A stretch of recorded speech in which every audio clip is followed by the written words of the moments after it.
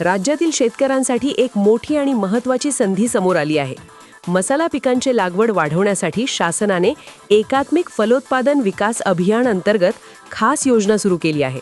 आता शेतकऱ्यांना मसाला पिकांसाठी थेट अनुदान मिळणार आहे. मित्रांनो, आजपर्यंत आपण सोयाबीन, कापूस, तूर या पारंपरिक पिकांवर भर दिला. पण आता बाजारात मसाला पिकांना मोठी मागणी आहे आणि याच पार्श्वभूमीवर सरकारने ही योजना आणली आहे.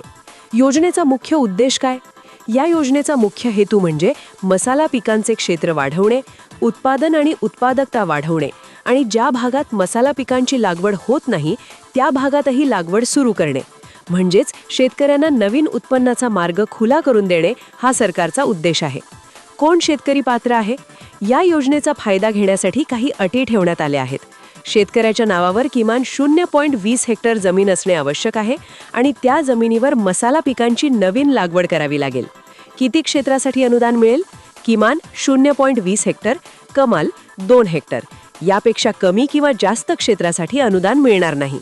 आता सगळ्यात महत्त्वाचा भाग म्हणजे किती अनुदान मिळणार. सरकारने वेगवेगळ्या मसाला पिकांसाठी वेगवेगळे अनुदान निश्चित केले आहे. मिरची, बी वर्गीय मसाला पिके, मंजूर खर्च 50,000 रुपये प्रति हेक्टर.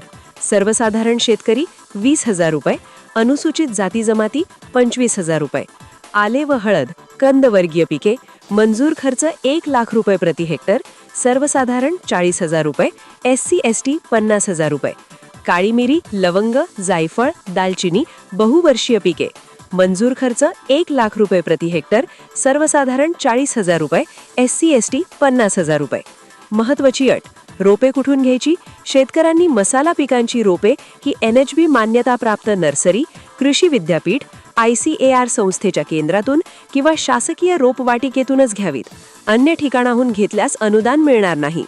अर्ज कसा करायचा? या योजनेसाठी अर्ज पूर्णपणे ऑनलाईन आहे. शेतकऱ्यांनी MahaDBT पोर्टलवर जाऊन अर्ज करावा. लाभार्थी निवड कशी होईल? शेतकऱ्यांची निवड FCFS म्हणजेच जो आधी अर्ज करेल त्याला प्राधान्य या तत्वावर होणार आहे. शेवटची महत्त्वाची सूचना: अधिक माहितीसाठी शेतकऱ्यांनी आपल्या कृषी सहाय्यक, तालुका कृषी अधिकारी किंवा मंडळ कृषी अधिकारी यांच्याशी संपर्क साधावा.